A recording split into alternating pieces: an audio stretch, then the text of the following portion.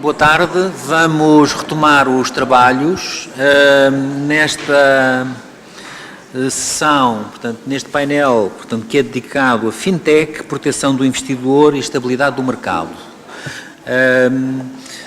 Agradeço aos participantes, aos oradores neste painel, que irei apresentando à medida das respectivas intervenções.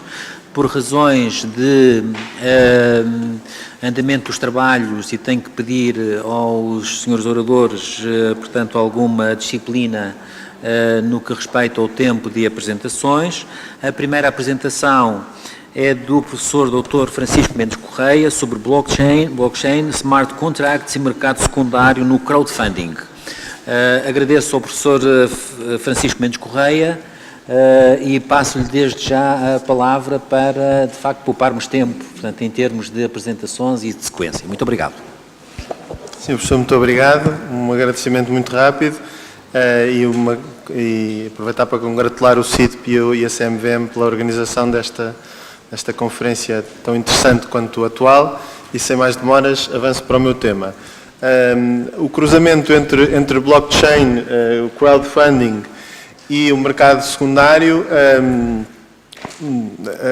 admito que tenha sido feito mais como uma provocação para saber se o blockchain é uma alternativa viável a resolver alguns dos problemas que se colocam no mercado secundário do crowdfunding, na medida em que todo o esforço regulatório e todo o trabalho tem sido feito até agora numa perspectiva de regular as ofertas iniciais, e já temos material normativo à vista quanto a esse aspecto, mas depois, obviamente, que os investidores ficam com determinados ativos nas suas carteiras e coloca-se então a questão de saber, tendo em conta a escala com que as emissões são feitas, se o blockchain poderia proporcionar alternativas viáveis para criar a liquidez e a transparência necessárias para o funcionamento de um verdadeiro mercado secundário, e só com o funcionamento de um verdadeiro mercado secundário é que, de facto, o ciclo de investimento está completo e há uma porta de entrada para o investimento em crowdfunding, mas depois também haveria uma porta de saída. Ora,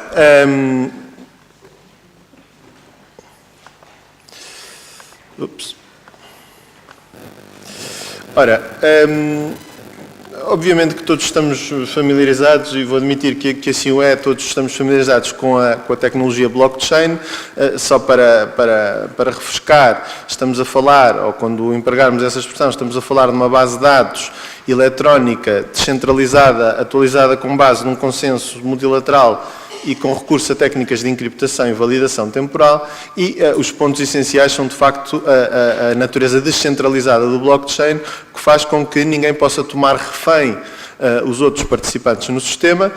Todos eles têm a responsabilidade pela manutenção da base, e só com o consenso multilateral de todos os participantes da base de dados é que novos factos são registados na base. E isso, obviamente, que atribui naturalmente, pelas regras naturais do jogo, uma credibilidade e uma fiabilidade à informação constante do blockchain especial, na medida em que só por consenso multilateral é que qualquer dado, uma vez inscrito, é alterado ou removido da base.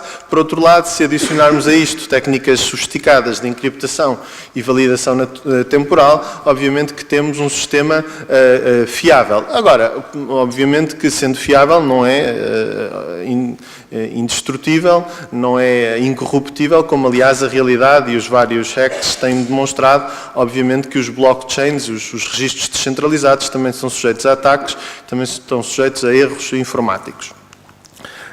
Além disso, obviamente que, uma vez trabalhando num ambiente digital e eletrónico, podemos associar a determinados eventos previstos ex ante, através de algoritmos e de outras técnicas que eu só posso imaginar como é que seja, mas não consigo explicar, mas podemos associar efeitos automáticos e com isso a ideia dos smart contracts, ou seja, existirem determinados desfechos previstos que são implementados automaticamente sem a possibilidade de alguém pôr o pé na porta e travar o efeito de um determinado contrato, uma vez previstos. Ora, é óbvio que nós, aqui chegados, conseguimos perceber que há alguns incentivos para o recurso a crowdfunding que poderiam ser potenciados, podiam ser complementados com o blockchain enquanto forma de superar os obstáculos naturais.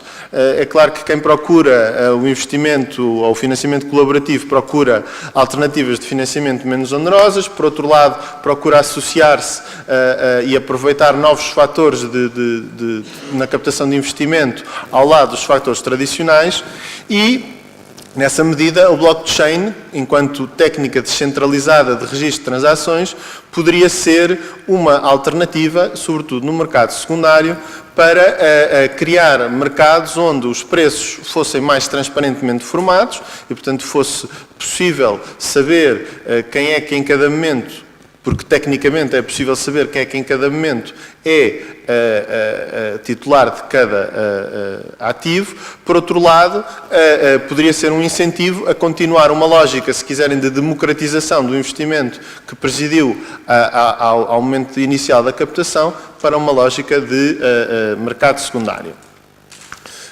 De facto, nos mercados regulamentados, muitas vezes existe a queixa da assimetria de informação e do seu impacto na formação de preços. Obviamente que o blockchain poderia resolver esse problema, simplesmente poderia resolver o problema se todos os participantes de um determinado blockchain estivessem dispostos a revelar a sua identidade. E, portanto, tecnicamente, a resposta é sim, seria possível, do ponto de vista da tendência e do género de racionais subjacentes à utilização do blockchain, está por provar que todos os participantes num determinado mercado, através do blockchain, quisessem revelar a cada momento, de forma permanente, a sua identidade e, com isso, a questão da possibilidade de resolução de um problema de assimetria de informação fica reduzida. Por outro lado, obviamente que a associação imediata e a validação multilateral resolvem muitos problemas que hoje em dia tradicionalmente são apontados aos métodos tradicionais de liquidação de transações em valores mobiliários que demoram, onde há um lapso temporal sempre entre a transação e a liquidação financeira. Ora, como na plataforma descentralizada só se valida uma transação mediante o consenso multilateral e esse consenso multilateral pode ser atrasado até haver liquidação financeira, pode ser tudo coincidente e poderia-se de facto ao mesmo tempo a transação ocorrer, haver liquidação financeira e a reconciliação também ficar imediatamente realizada e então, de facto, a transação era a liquidação e, portanto, obviamente que isto é imaginável se imaginarmos uma tecnologia de blockchain que ao mesmo tempo tem uma dimensão de registro de transações e uma dimensão de pagamentos. Agora, isto, estamos obviamente a falar do domínio do possível, não é?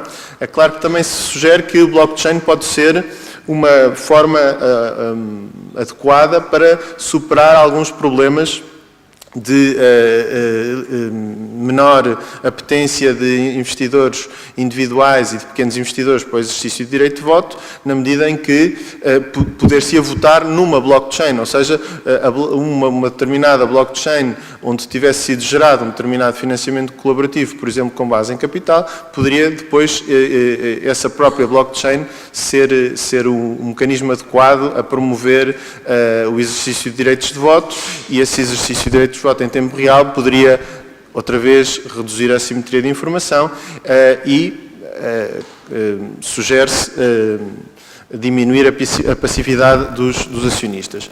Por outro lado, é óbvio que a criação de blockchains para mercados secundários aumenta a liquidez em tese, portanto, mundo ideal, mas é óbvio que nós sabemos que essa liquidez só é verdadeiramente aumentada pela experiência que temos nos mercados regulamentados quando existem profissionais a operar nos mercados e, sobretudo, quando existem market makers. Ora, quando nós dermos o acesso a blockchains de financiamento colaborativo a investidores profissionais, as regras do jogo também mudam de certa forma e, portanto, a ideia poética de um sistema financeiro totalmente democratizado, baseado em investidores atomizados, cada um sem capacidade para tornar os outros reféns ou para dominar os outros, a partir do momento em que queremos liquidez no mercado secundário, também entram animais de outra espécie no nosso ecossistema, como hoje em dia se diz. Bom, é claro que até agora apenas referi o cenário conceptual e o cenário do possível de imaginar o blockchain a resolver uma série de problemas que existem em matéria de mercado secundário no financiamento colaborativo. Obviamente que esta possível utilização, ainda a nível conceptual, ainda não estou a falar a nível jurídico, mas ainda a nível conceptual enfrenta alguns problemas. Se por um lado, obviamente, nós queremos e o acesso a financiamento colaborativo é muitas vezes pretendido pelos beneficiários desse financiamento para diminuir custos, para haver uma democratização, para superar fronteiras entre o institucional e o não institucional e, portanto, ainda podemos falar de todos estes incentivos como incentivos válidos. Por outro lado, o que é certo é que, a partir do momento em que começamos a tocar e a chegar a consumidores, levantam-se problemas de informação, de lei aplicável ao blockchain e de segurança jurídica. E aquilo que nós vemos e que a evidência empírica nos demonstra é que das várias ofertas iniciais de ativos gerados por blockchain sob a forma de moedas virtuais, portanto, dos estudos empíricos que existem sobre initial coin offerings até agora, aquilo que é certo é que o nível de informação prestada ao mercado é desolador. Porquê?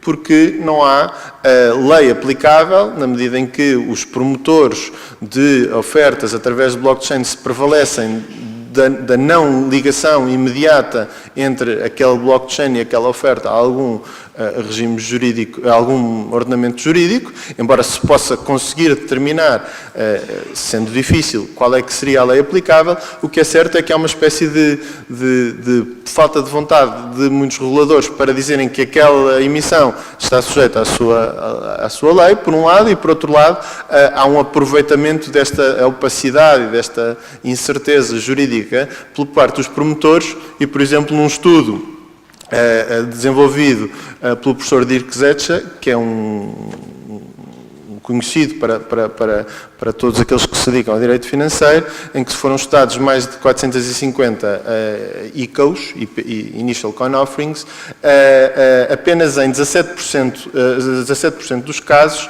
era fornecida informação sobre sequer o que é que se estava a comprar, ou que direito é que se estava a comprar, que processo é que ia ser desenvolvido através daquela Initial Coin Offering, e em 31,4% dos casos o white paper nem sequer referia qual era a identidade dos promotores e, por outro lado, em mais de 51% dos casos, nem sequer eram prestadas informações sobre o resultado da subscrição inicial.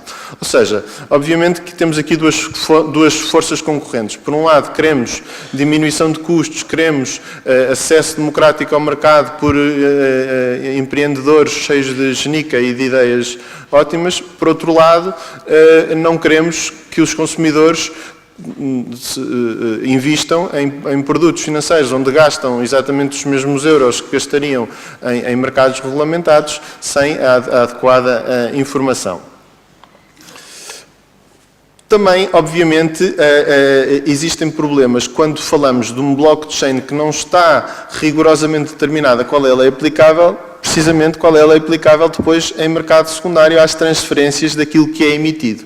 O que é emitido são, quando a tipologia do ativo é evidente, podemos ter participações sociais, podemos ter instrumentos financeiros, podemos ter fenómenos quase monetários. Depois, quais é que são as regras aplicáveis à sua transmissão? É uma questão diferente, sobretudo se os próprios promotores do blockchain, para navegarem nesta incerteza jurídica, não enfrentarem a questão de saber qual é a lei aplicável àquele determinado blockchain.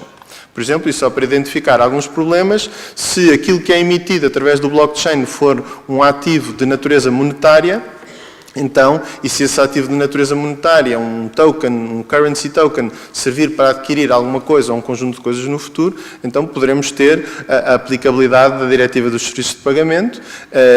Depois, se for um âmbito muito limitado de ativos que se podem comprar, podíamos ter a aplicação da exceção das redes restritas, mas ainda assim teríamos um problema.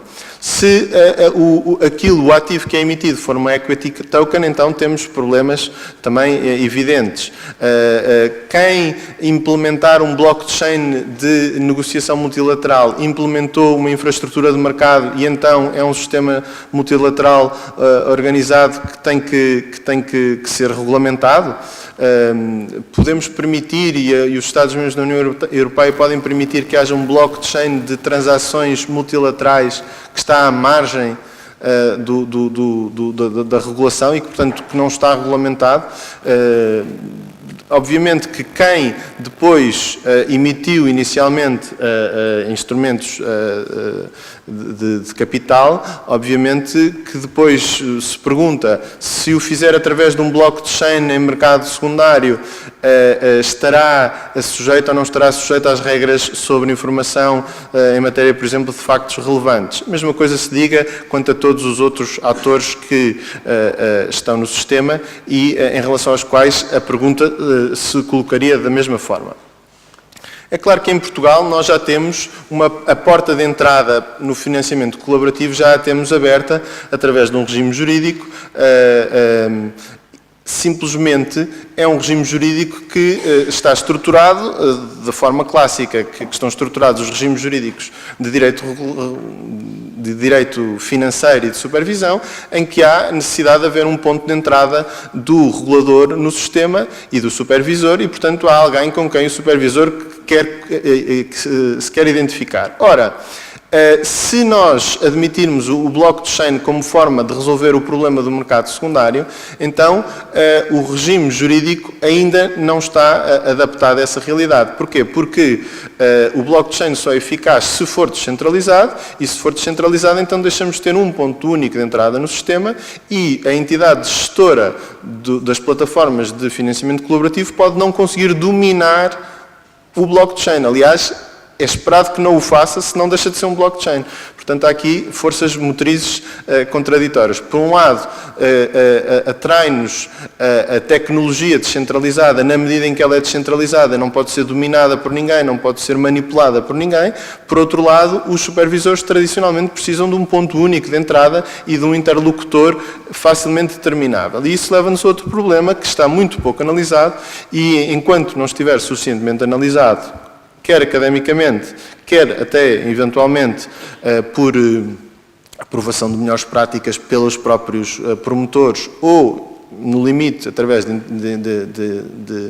intervenção legislativa, é o de saber quais é que são as regras que regulam a associação dos vários participantes num determinado blockchain. Porque, obviamente, que a entidade gestora de uma plataforma de financiamento colaborativo difundir um determinado blockchain como forma de criação do mercado secundário, enfrentaria este problema de responsabilidade. É natural que a entidade gestora não queira assumir a responsabilidade por tudo o que acontece num sistema que ela não domina nem pode dominar. Por outro lado, não é claro, sobretudo se os promotores do blockchain não assumirem o problema de identificar a lei aplicável, não é claro qual é que é o contrato que os participantes e os promotores de um blockchain celebraram e qual é que é o regime de partilha de responsabilidade. E enquanto isso não for enfrentado, de facto é arriscado uma determinada entidade gestora de financiamento colaborativo avançar para a promoção de transações, quer em registro inicial de ofertas iniciais, quer em mercado secundário, através do blockchain. Até agora, como nós sabemos, os reguladores têm tido uma atitude cautelosa, mas há um perigo nessa atitude cautelosa, que é o de disseminar a ideia de que a captação de investimentos através do blockchain está à margem da lei. Obviamente que não está à margem da lei. Se quiserem, o enunciado aplica-se o direito financeiro, simplesmente é tão difícil saber qual é a lei aplicável e em que medida é que os regimes existentes são aplicáveis, que ninguém se deu ainda ao trabalho de levar esta análise até ao fim, o que não quer dizer que o direito financeiro não seja aplicável. Nessa medida, e para resumir como algumas notas finais, apenas voltar a referir que enquanto não se resolverem nos vários blockchains os problemas de lei aplicável e de em que medida é que as normas de informação aplicáveis no mercado inicial e em mercado secundário clássicos se aplicam às transações em blockchain, eu diria que nem sequer existem condições para continuarmos a discutir. Depois, se quisermos continuar a discutir, obviamente que vamos enfrentar os problemas que já referi, regime de responsabilidade, regime contratual aplicável aos participantes, em que medida é que se aplicam as regras sobre plataformas de negociação, em que medida é que se aplicam as regras de branqueamento de capitais, etc. É claro que há uma vantagem nesta discussão, é que confrontar, e é um trabalho interessante, confrontar o nível de informação que é fornecido nas ICOs que já aconteceram e o nível de informação no mercado regulamentado normal, e portanto numa oferta inicial normal. De facto, a única semelhança é o nome. Initial Public Offering, Initial Coin Offering, porque o nível de informação é tão radicalmente diferente que se pode dizer que não há informação na maior parte das ICOs. E se não há informação na maior parte das ICOs e há um mercado de bilhões de dólares nas ICOs que já foram realizadas até agora, então isso quer dizer que talvez seja mais uma prova de que o modelo exclusivamente baseado na informação prestada aos utilizadores de serviços financeiros é um modelo que está esgotado e os utilizadores de serviços financeiros não querem tanta informação. Isso também pode ser útil para a forma como olhamos para outros fenómenos legislativos de relevo, como por exemplo a de MIF 2. Com isto, e eu tento respeitar o meu tempo, calmo. Muito obrigado pela vossa atenção.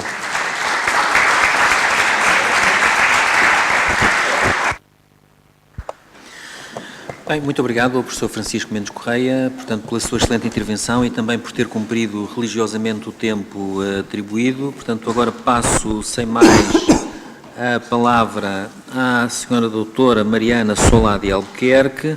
Portanto, o tema que nos traz aqui, já foi de algum modo anunciado, portanto já foi ICOs. Portanto, havia aqui a previsão da intervenção de um outro orador, que entretanto não foi possível, por uma razão superveniente, de modo que a doutora Mariana Albuquerque assegurará sozinha este encargo. Agradeço a sua participação, portanto dou-lhe então a palavra. Muito obrigado. Muito obrigada, Sr. Professor. Obrigada aos restantes membros do painel.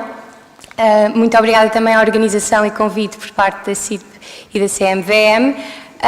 Apresento desde já as desculpas em nome do meu colega Luís Roquete Geraldes, que não pôde estar presente por razões profissionais, tendo tido imensa pena e faço isso em nome dele. Passo então a fazer uma breve explicação sobre o conteúdo da nossa apresentação. A nossa apresentação irá fazer uma breve introdução às Initial Coin Offerings, o que são as ICOs. Nós tínhamos previsto uma informação muito breve sobre blockchain, eu vou passar à frente porque acho que ela foi extensamente tratada e explicada na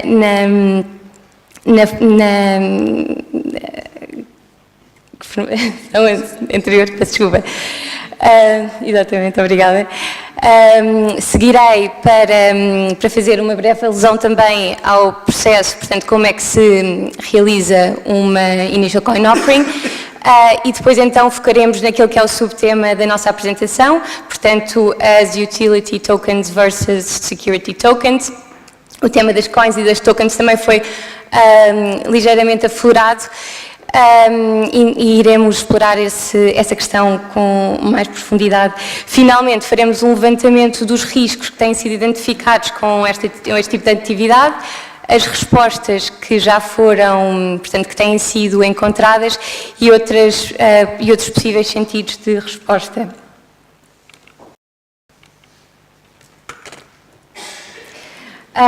As Initial Coin Offerings, ou Token Sales, ou Coin Sales, Token Generation Events ou Token Distribution Events, são outras expressões que usualmente são utilizadas para descrever este fenómeno.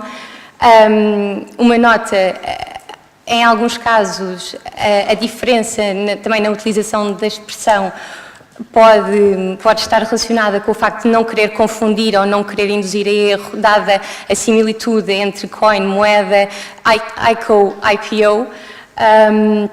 E, portanto, por vezes podemos então utilizar estas expressões alternativas que delimitam a realidade num outro contorno. Em português, ICOs podemos traduzir para emissões de moeda virtual, representam uma forma de angariação digital de fundos, usualmente por empresas tecnológicas emergentes, é feita através da blockchain, pela emissão de coins ou tokens que conferem direitos relativamente a um projeto que se pretende financiar, em contrapartida do recebimento de moedas virtuais, em regra Bitcoin ou Ether, ou menos comum de moeda real. Eu vou passar este slide à frente, porque já foi explicado. Em termos de como é que se processa uma ICO, o que é que faz uma empresa que se quer financiar através de uma Initial Coin Offering? Essencialmente, começa por redigir um artigo. Esse artigo, que é o chamado White Paper, é o único documento informativo que é produzido no âmbito de uma Initial Coin Offering. Ele é um documento, não é necessariamente desprovido de informação, podem não ser a informação mais elucidativa, mais clara, mais completa para efeitos de investimento. Normalmente é muito extenso ao nível das características técnicas do produto, do serviço que se pretende desenvolver. Mas isso só será compreensível para alguém que domine esse tipo de linguagem informática e não para um leigo, para uma pessoa que esteja apenas a pensar em investir ou adquirir o token para depois utilizar o produto final. Confesso que já tive a oportunidade de olhar para alguns white papers, em todos procurei uma secção que me indicasse que tipos de direitos ou o que é que eu poderia fazer após ter adquirido o token, nunca encontrei. Também nunca encontrei uma secção que me indicasse morada, identificação dos promotores, dos emitentes deste tipo de ofertas. Encontrei imensa informação que me era completamente imperceptível, porque toda ela é com base em lógica computacional e, portanto, admito que para qualquer pessoa comum, portanto, para qualquer consumidor comum ou investidor não profissional, não há nenhum conteúdo que lhe permita absorver que tipo de estatuto é que terá, que tipo de faculdades é que poderá existir no futuro.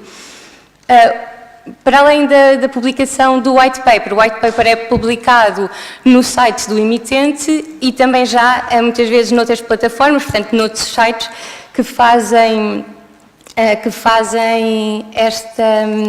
esta promoção. Peço desculpa. E também já há alguns comportamentos de marketing, aqui um bocadinho de roadshow, de beauty pageant, que se vê noutras situações paralelas. O white paper tem a informação sobre o montante mínimo que a ICO pretende angariar, portanto, sem o qual ela não é eficaz, e o período em que vai estar aberta para que os investidores possam subscrever os tokens. Também, por vezes, temos um período de pré-venda, portanto, em que pode haver intenções prévias relativamente a intenções de compra e é recolhida essa informação. Após a emissão, se ela for bem bem sucedida, o que acontece essencialmente é os tokens vão ser creditados em e-wallets, tudo isto através da tecnologia blockchain, e estas transações são registadas nos Distributed Ledger, na Distributed Ledger Technologies, que é uma espécie de sinónimo para blockchain, mas associada à sua funcionalidade de registro de transações. Uma nota só, porque é muito prática e eu acho que é interessante perceber essa componente. Estas transações, essencialmente o que acontece é que cada investidor, cada pessoa interessada em adquirir a token, tem uma chave criptográfica, portanto, quando se fala em criptografia, etc., é um código alfanumérico. Esse código alfanumérico é a identificação do investidor, portanto, é aí que reside um bocadinho o anonimato deste tipo de transações, e é a morada da blockchain, portanto, é através desse encontro de informações, quer a pessoa que compra, quer pela pessoa que vende, é por esse encontro de informações que é validado na rede da blockchain, que depois estas transações se concluem. Portanto, com a ICO, o que temos é a criação de um token.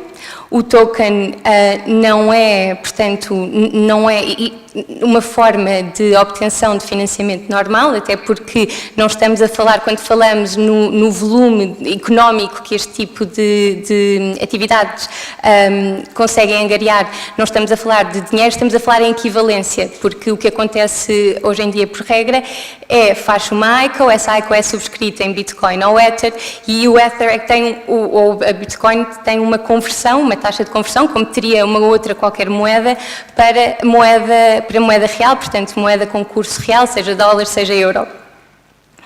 A token eu acho a forma mais fácil de descrever, será então, é um título digital.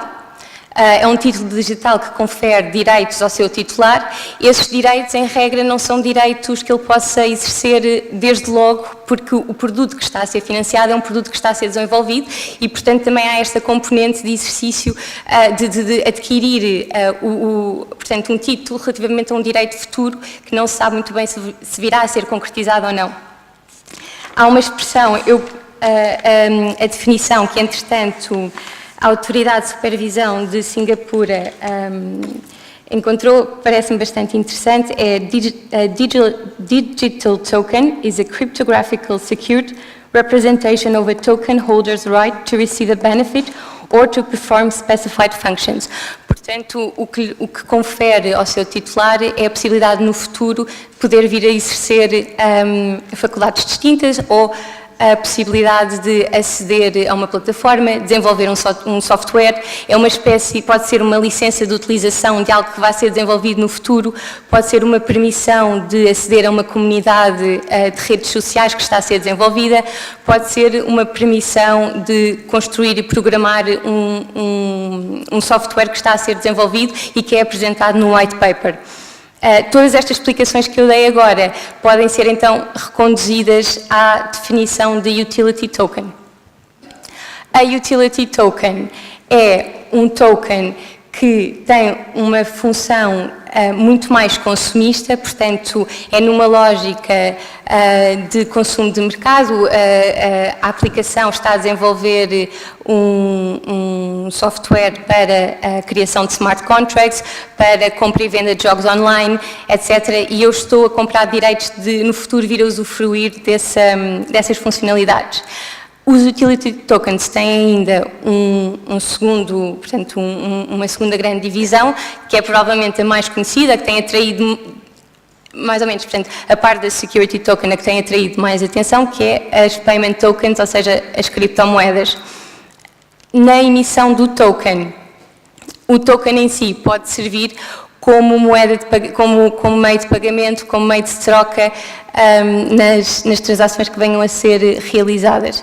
Nesta funcionalidade, ele pode estar associado à utility e pode ser-se completamente separado e funcionar, como funciona no caso da Bitcoin e da Ether, como meios de pagamento autónomos, mesmo como unidades de conta ou reserva de valor, e é habitual. Sempre que há uma nova ICO, ela ser feita por referência, por exemplo, ao valor da Bitcoin, ao valor do Ether para se perceber como é que deve ser avaliada.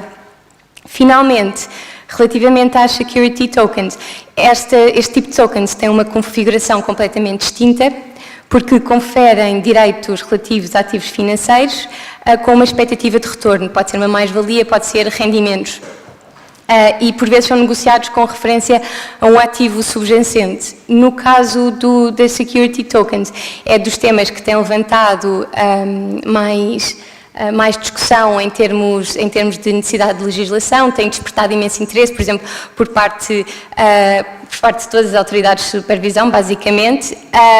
Em especial a SEC já tomou decisões relativas a alguns ICOs em que proibiu a sua circulação, determinou que essas emissões tinham sido, na verdade, emissões que estariam abrangidas por securities laws e que, portanto, tinham que observar todas as regras de licenciamento, aprovação de prospectos, etc., que não tinham sido observadas.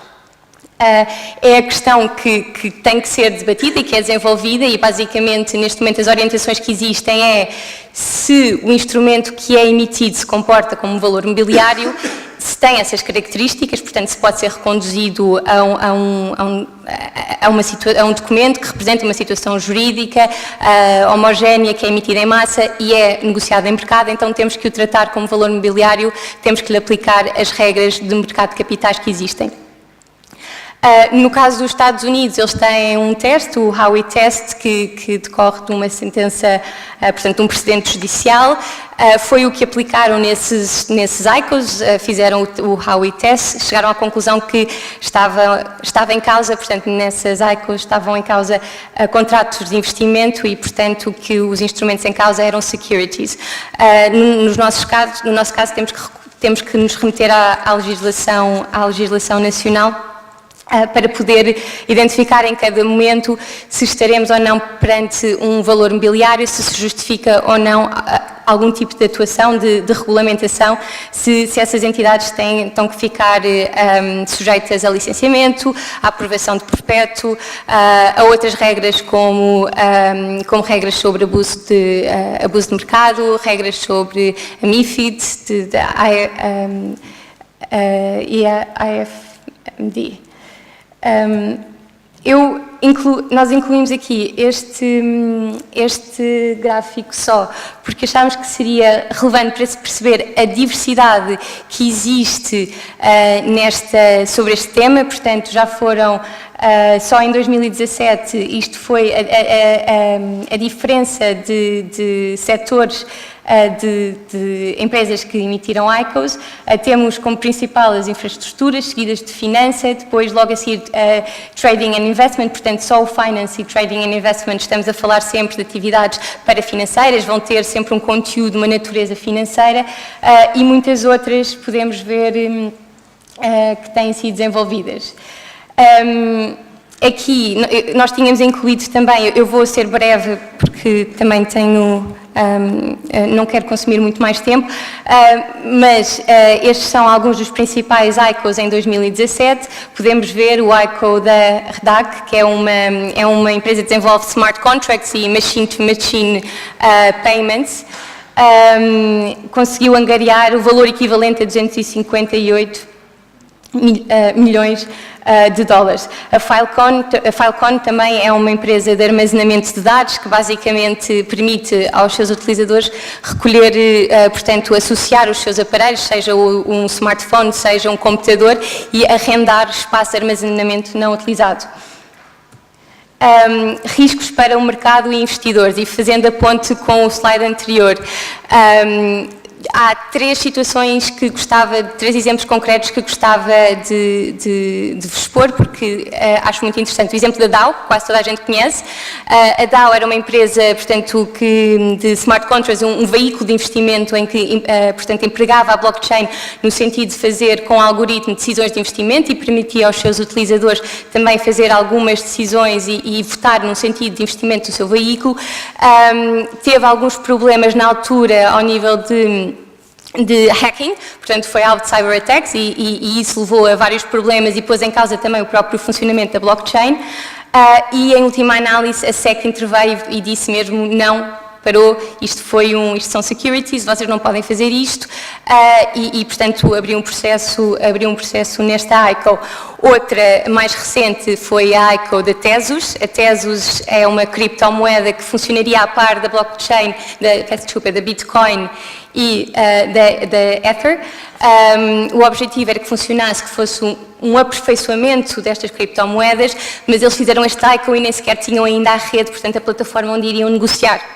E, portanto, neste momento já tem um processo judicial dos investidores que alegam que isto também teria sido uma oferta pública e que devia ter estado abrangida pelas leis, pela Securities Exchange Act. Uma outra, mas mais numa nota positiva, foi a ICO da Singularity Net. E a curiosidade deste ICO é só porque, como intenções de compra, portanto, no momento prévio do ICO, eles tinham cerca de 361 milhões de dólares quase angariados. E, entretanto, implementaram medidas de KYC e de anti-money laundering, portanto, para ter aqui um controlo e criar um bocadinho mais de credibilidade sobre o ICO, e este valor baixou para os 36 milhões.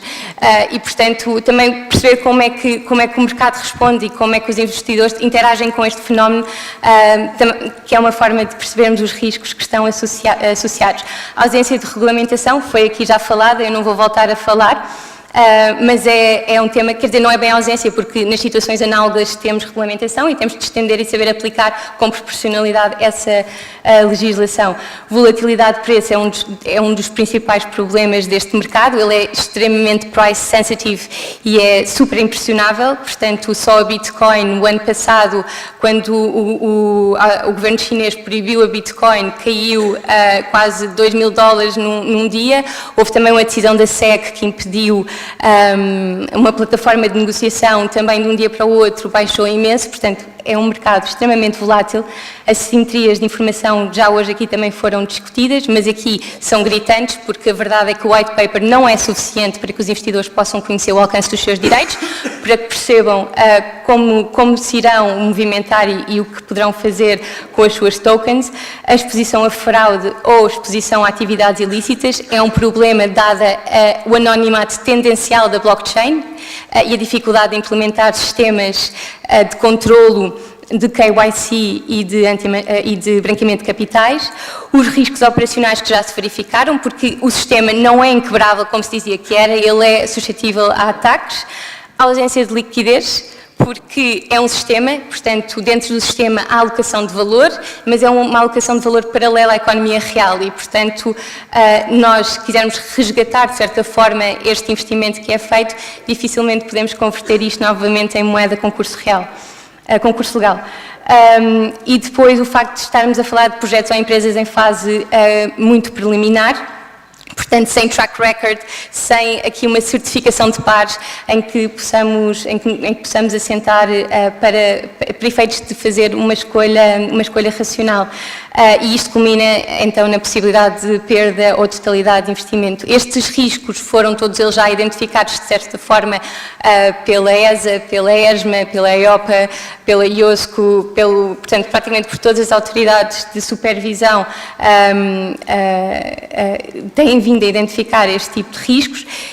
Este slide é ilustrativo do crescimento dos ICOs só em 2017. Um minuto. Vou terminar. E, portanto, do crescimento dos ICOs, que só uma nota, em 2017 angariaram um valor equivalente a cerca de 4 bilhões de dólares. Este slide não interessa. Finalmente, as respostas regulatórias, já falámos sobre elas. Portanto, a possibilidade de estender a aplicação quando os fenómenos tenham características de analogia, a possibilidade também de estender a aplicação relativa à proteção de consumidores e comércio eletrónico, no caso das utility tokens, que são produtos de consumo. Se devemos adotar uma consulta mais de monitorizar este mercado, perceber como é que ele vai funcionar, perceber como é que se comporta e para já não atuar na construção de regimes especiais, ou se então é precisa já uma resposta imediata para o fazer e essencialmente este é um fenómeno tecnológico inovador, a blockchain veio para ficar.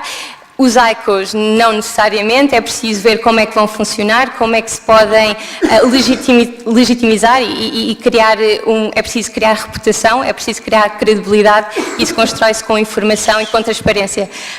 Muito obrigada, é tudo.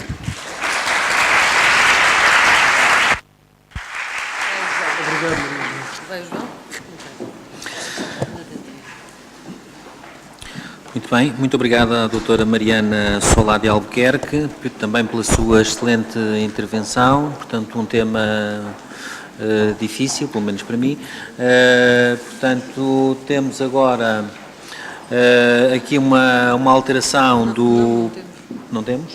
Portanto, temos, portanto agora é o doutor João Freire de Andrade, não é? Portanto, que trocou a ordem com a sua doutora Maria João Teixeira, que fez o favor de aceitar esta troca de ordem, uma vez que o doutor João Freire de Andrade está pressionado em termos de...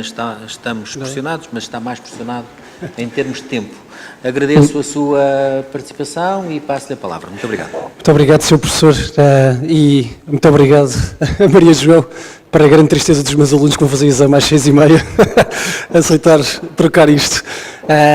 E muito obrigado a toda a organização, obrigado à CMVM, ao Centro de Investigação de Direito Privado, e pronto, o que me traz aqui hoje é exatamente este tema de relacionar um bocadinho a regulação com o desenvolvimento de fintech e o que é que o mercado internacional nos pode trazer e o que é que nós também poderíamos fazer no mercado nacional. Em termos de agenda é basicamente isto, o quão importante é a regulação, se devemos regular ou não, é uma pergunta que muitos empreendedores fazem e que faz sentido fazer e vamos dizer que sim, obviamente. Um bocadinho o que é que se passa a nível regulatório europeu. O exemplo da FCA, que é um excelente exemplo, depois investigar um bocadinho aqui as sandboxes, as innovation hubs, os accelerator hubs, e os problemas, este problema da arbitrage, portanto, tem havido aqui alguma arbitragem regulatória e de como é que podemos saltar por cima disso, olhar para o exemplo específico dos Challenger Banks e o que é que isso está a trazer para o mercado e por fim, obviamente, perceber aqui um bocadinho para Portugal o que é que podemos fazer. E, portanto, sem mais demora, começando aqui já pela importância que a regulação tem e que tem tido, e aliás, esta imagem da FCA não é por acaso, é exatamente alguém a limpar a casa e como eles decidiram limpar a casa depois de um momento de uma crise financeira e muitos, se forem a um banco, ou se trabalharem em consultoria ou no escritório de advogados, vão ouvir falar das queixas, das enormes queixas, mesmo das associações de bancos, em relação ao tsunami de regulação. E aliás, e tem alguma razão, se olharmos a quantidade de legislação que está a vir todo ao mesmo tempo. Aliás, com um schedule não muito alargado, portanto, até maio temos o PSD2, a MiFID, a GDPR, tudo legislações muito pesadas, que muitas delas implicam across regulators, alterações profundas no funcionamento. É normal que os bancos se sintam pressionados e haja muita crítica em relação à quantidade de regulação e que é para acabar com os bancos e etc. Mas quer dizer, faz sentido ou não? E na minha opinião, obviamente, há uma razão por trás, não é? Não é por acaso que vimos da crise financeira em que alguns dos maiores nomes que toda a gente dizia é impossível fecharem, too big to fail, fecharam. Temos drivers fortíssimos, a economia alterou-se profundamente, estamos numa economia de dados em que 90% dos dados foram criados nos 2 últimos anos e que basicamente pela primeira vez os dados que podem ser usados passaram os que não podem ser usados, portanto, estamos numa economia de dados muito profunda. A user experience, portanto, a experiência de utilização é absolutamente mandatória. Todos nós temos Facebooks, Googles, Amazons, etc., Netflix, Spotify, YouTube, portanto, coisas que nós estamos habituados a uma ótima experiência de utilização, em que paramos um filme no segundo e queremos ver o filme nesse mesmo segundo, noutro device, no telefone, no que for. E, portanto, a banca também vai sofrer um bocadinho esta pressão desse lado e estas empresas, os GAFA, Google, Amazon, Facebook, Apple, a tentarem meter aqui o nariz no mercado financeiro, também é mais pressão, portanto, além da regulatória, além da user experience, e não é por acaso que já há Amazon Payments, Amazon Lending, Amazon Cash, Amazon Reload, e que recentemente anunciaram com a JP Morgan para todos os americanos, vão ter uma conta bancária para todos os clientes, se quiser usar, usa, se não quiser não usa, é um bocado como a Drive da Google. E também não é por acaso que vários CEOs de bancos estão preocupados e até usam a metáfora do restaurante, não é? Portanto, os bancos vão ser regulados e estão a ser altamente regulados, e se a ASAI vier vai regular a cozinha, não é? Que é onde estão os bancos a cozinhar tudo, mas quem recebe a gorjeta é quem está a servir às mesas, que são estas fintechs, estes gafas, e portanto há aqui muitas críticas e muita gente pede um level playing field para equilibrar o que estão a fazer os bancos e as startups. Mas quer dizer, se pensarmos um bocadinho, o banco se quiser pode fechar e abrir só a parte do front-end, não precisa ter o back-end, e portanto vai haver aqui uma grande regulação, mas a verdade é que este driver da user experience, da simplicidade, da facilidade, está para ficar até mais do que o blockchain que estava aqui a ser dito. O blockchain é só uma forma de o conseguir. E especialmente, isto torna-se especialmente vinculativo com o PSD2. Não sei se estão a par, e achei uma coisa muito interessante para investigarem, mas que vai criar novas figuras, mas basicamente vai desintermediar este monopólio de informação que os bancos tinham. Isto é, qualquer player, desde que certificado, e portanto que siga Strong Customer Authentication, portanto o cliente dizer sim, eu quero, qualquer player poderá ir buscar informação ao banco, ver o saldo, as transferências, etc. E poderei consultar toda a minha informação de todos os meus bancos num só sítio. Portanto há aqui um corte de relação dos bancos. E, portanto, todos estes medos são medos que fazem sentido e, aliás, nós corremos o risco em Portugal daqui a uns anos não temos nenhum banco para regular, porque também não temos nenhuma empresa de automóveis cá, portanto, quer dizer, não me admiraria muito, dada a necessidade que há de economias de escala, que isso pudesse acontecer no espaço de 15 anos. Em termos de... é preciso regular, obviamente, não há dúvida nenhuma. Aliás, esta frase é largamente citada nos reguladores europeus e eu concordo plenamente. Same risk, same business, same rules, portanto, same regulation. Mas a questão é como é que isto se faz e muitas das fintechs e muitas destas empresas que estão a tentar arrancar querem exatamente serem reguladas by design, até para ser uma vantagem em relação aos bancos que ainda se estão a adaptar. E, portanto, obviamente que há um lado bright side da fintech, que é a facilidade que temos no dia-a-dia, ou mesmo para economias em que não há infraestrutura bancária, providenciarmos esta infraestrutura, como é o caso do M-Peds, para criar contas bancárias em que 80% da população quase já tem este sistema, e que não havia bancos, e quer dizer, a bancarização deste país é muito, muito curto, e é muito interessante olharmos para a quantidade de fintechs. Nós fomos descascar o que é um banco, desde a parte dos pagamentos, ao investimento, aos créditos, quer dizer, já há 1001 fintechs a desenvolver cada uma dos verticais. Obviamente vai haver um esforço de bundling, ninguém quer ter 50 aplicações, mas são muito boas, muito eficientes e muito baratas a fazer cada uma destas coisas. Obviamente depois também há o dark side e isto é muito necessária a regulação. Falaram aqui dos ICOs, falaram aqui dos scams que há. Eu trago aqui, por exemplo, o Petro. Está a correr bem, acho que o preço tem andado bastante volátil, mas o Petro foi emitido pelo governo da Venezuela. Não se conseguia regular, não se conseguia financiar no mercado. Aliás, tem ali embaixo o símbolo do governo da Venezuela, está certificado, e quem quiser comprar já pode comprar uma security token que indexa o preço do petróleo da Venezuela. Portanto, quer dizer, isto tem obviamente muitos desafios de enforceability. O Lending Club também esteve envolvido num escândalo muito grande, aliás, que provocou a alteração do CEO e tudo. Portanto, quer dizer, e é muito interessante que se fizer uma pesquisa rápida no Google, how to create an ICO in 5 steps, e fazer um scam à volta disso é bastante fácil, está bastante divulgada a literatura no Google. Obviamente também há países a tentarem entrar nisto, a própria Estónia tentou lançar o Eastcoin indexado a €1, portanto é uma security indexada a €1 que está depositado num banco, toda a gente sabe. Obviamente Mário Draghi não achou imensa piada porque estamos a criar base monetária além do ECB, se isto pegasse de moda poderia ser complicado, mas a verdade é que o investimento em fintech, e como se viu nos ICOs, não para de crescer semestre após semestre e rondas cada vez maiores, e portanto, e o RegTech também, obviamente com este tsunami a ganhar bastante importância, são áreas para olharmos com atenção, até estes players que ninguém acha que sejam estúpidos, portanto até acham bastante inteligentes, a Google, Facebook, etc., se repararem, têm investimentos em cada uma das áreas que eles acham mais leading, através das suas capitais de risco, e que isto é um leading indicator muito interessante para onde é que estão a olhar. Agora, criar todo este ambiente sinérgico e de quase team player entre o regulador, entre as RegTechs, os bancos, as fintechs, ainda temos muito trabalho pela frente, mas isso é que vai permitir, e estou muito interessado para ver o que é que será esta Banking Union, esta Capital Market Union, enquanto tudo estiver smooth e a funcionar e de forma digital, vai ser fantástico. Até lá vamos ter um processo de transição enorme e bastante custoso para os bancos e para os reguladores. Aliás, é sempre inteligente trazer para uma apresentação uma frase de Darwin ou de Einstein, então trago a de Darwin nesta casa, e obviamente é esta questão, não são os mais fortes que ganham, quem se adapta mais rápido, e os próprios reguladores estão a ter que se adaptar muito, e é exatamente aí que eu entraria agora. Regulação. Obviamente que se nós formos olhar para o lado do crowdfunding, há imensa literatura sobre todos os países, o que é que está a passar e foi amplamente discutida hoje. Para o lado das cryptocurrencies, qual é que é o melhor regulador? Para o lado aqui aqui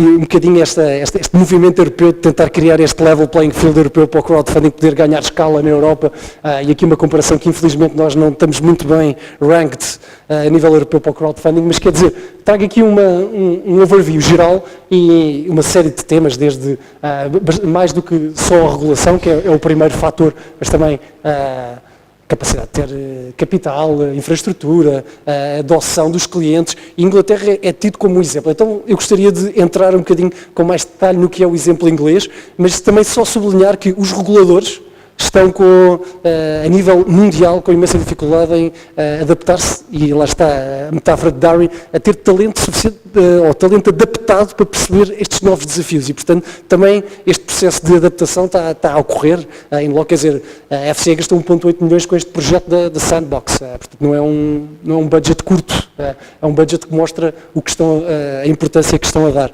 e é muito interessante aqui duas atitudes que na gíria muitas vezes se acaba por dar aos reguladores. Obviamente que é uma atitude nobre tentar, não, vamos prevenir as más práticas e vamos proibir uma série de comportamentos, mas às vezes acabamos por limitar o desenvolvimento do fintech. E a FCA teve uma atitude muito, ok, vamos tentar trazê-los para perto de nós e ver o que é que eles fazem e aprender com o exemplo deles e ao mesmo tempo regular by design. E é aqui um bocadinho isso que eu vou tentar partilhar em relação ao exemplo da Sandbox, da Innovation Hub que eles criaram. E, portanto, um princípio base é basicamente mais do que estar a dar uma solução, um suporte para experimentação e ver o que é que está a acontecer em ambiente controlado, com poucos clientes e perceber, se calhar, a aplicação de uma licença que já existe. Quer dizer, se eu quiser abrir um banco, já há bastante literatura sobre isso. Mas se eu quiser abrir uma coisa que está um bocadinho numa grey area, é que é a dificuldade. E aí é que está a inovação, são nesses pontos. Portanto, não nos enganemos que as licenças que já existem são as suficientes para seguir neste momento. Muitas das coisas, e é muito interessante ver como é que até há muita tecnologia a ser desenvolvida para ir de encontro ao compliance, e portanto substituir os batalhões de pessoas que estão a trabalhar nos compliance hoje em dia, portanto outro problema de emprego, e é também muito interessante como é que estas sandbox trouxeram as pequenas fintechs que não tinham um interlocutor do lado dos reguladores para terem esse interlocutor, além dos bancos que já tinham, e poderem trazer isso, e pelos vistos está a correr bem porque a Inglaterra continua a ser o principal hub europeu de financiamento e um dos maiores a nível global. Mas não nos enganemos de achar que isto já vem de sempre, não. O primeiro draft, o primeiro embrião de projeto começou em 2014 e a primeira versão desta FCA Sandbox foi lançada não há muito tempo, em abril de 2016. Portanto, não é algo que já sofreu muita experimentação. Mas o que é esta Sandbox que tanta gente fala? E eu trouxe aqui estas três caixinhas para explicar um bocadinho melhor. A Sandbox basicamente permite-se que a empresa que está a experimentar, e quando eu digo empresa é realmente no sentido lato, pode ser uma fintech, pode ser um banco, pode ser seja quem for, testar num ambiente que pode ir um bocadinho além da lei, não tenho bem a certeza se eles estão a cumprir este regulamento ou este regime, mas vamos deixá-los fazer. O Innovation Hub não, é mais troca de informação. Eu quero fazer isto, recebo, e há um diálogo e uma interlocução com o regulador. E os aceleradores é lançar um problema e ir resolver com o regulador. Isto é que é muito interessante, reparem, o Lloyds Bank está no mesmo sítio do que este Billion, que é uma startup, portanto estão os dois no mesmo espaço no cohort 1 do Sandbox e FCA. Isto é muito, muito interessante porque está realmente a criar este level playing field para toda a gente aceder a ser regulated by design. E pronto, e obviamente isto está a puxar as empresas para investirem, tornarem-se mais eficientes e obviamente isto vai trazer mais qualidade e os preços baixarem. Tecnologias que estão a ser desenvolvidas, obviamente o Distributed Ledger que suporta estas ICOs, online platforms de crowdfundings, etc., de marketplaces, uma série de coisas, uma série de open banking APIs, biométrica, portanto está a ser um desenvolvimento em larga escala e são muitas as empresas pequenas que entram. Esta mancha azul são das empresas pequenas que estão a entrar. Obviamente que as startups têm um papel enorme, como são muito focadas, trazer aqui alguma inovação. E o que foi muito interessante de ver foi que, por exemplo, o Number 26, quando anunciou que vinha para Portugal roubar comissões, foi um bocadinho wake-up call para um dos nossos reguladores, dizer, não, eu tenho que realmente abrir aqui esta questão da abertura digital de conta bancária, que até uma startup alemã está a abrir contas digitais em Portugal e eu não estou a deixar os bancos portugueses fazerem. E esta arbitragem regulatória, obviamente que eles agora já estão no próximo passo, que já é sem videocall. Nós, pronto, ainda estamos com a videocall, mas passo a passo estamos a chegar lá. E, por exemplo, este exemplo da Seedrs, que está a ser colocada por um banco, que é a Fidor, é uma ideia extraordinária, porque realmente a Seedrs, que tem aqui, é uma plataforma que até apresentou aqui hoje, tem equity crowdfunding, que permite aos investidores diversificarem a sua carteira para um ativo diferente.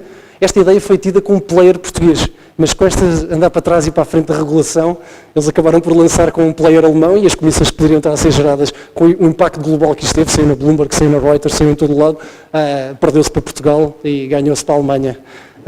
Eficiências. Challenger Banks.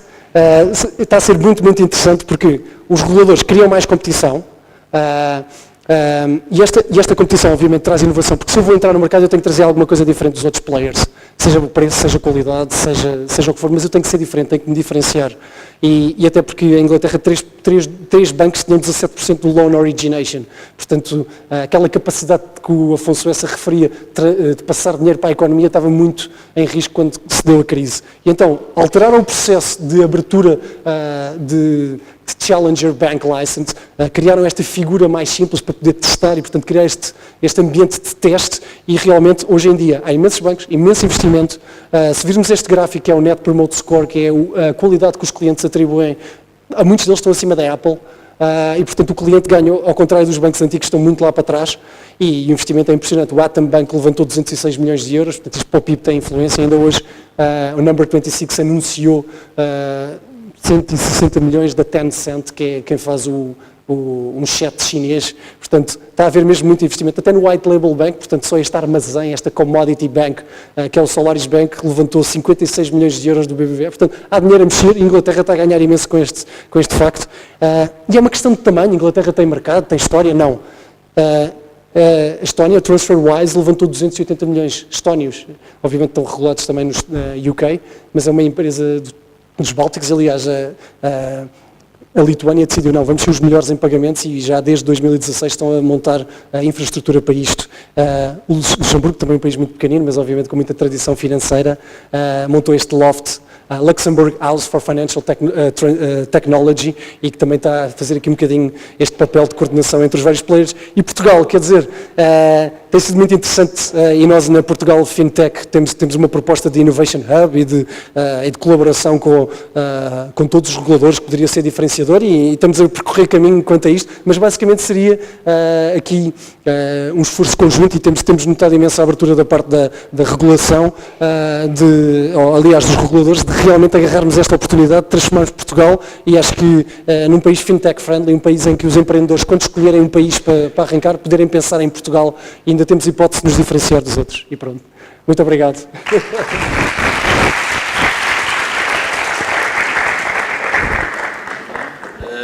Portanto, muito obrigado ao Dr. João Freire de Andrade, que termina com esta mensagem de esperança.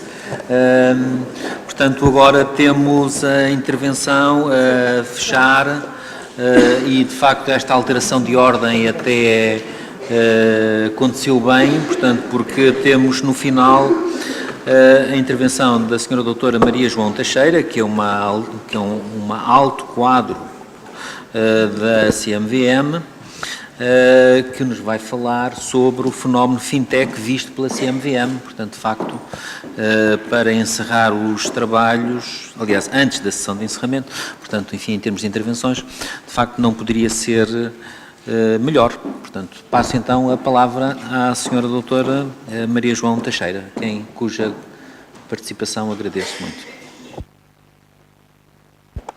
Muito obrigada, Sr. Professor. E começo por agradecer à Faculdade de Direito de Lisboa esta oportunidade e ao Centro de Investigação de Direito Privado de falar para esta Assembleia, para este conjunto de participantes, sendo que eu não sou, tenho que começar por fazer este disclaimer, não sou jurista, apesar de estar há 5 anos na CMVM e, portanto, já tenho alguma costela, pelo menos, de conhecimento da regulação ou do acompanhamento da mesma. Mas pronto, acho que é um evento que foi uma iniciativa da Faculdade de Direito de propor e que tive muito gosto em organizar com o professor Diogo Duarte e mais uma vez agradeço então esta oportunidade de poder falar também aqui para todos sobre como é que a CMVM vê este fenómeno da fintech.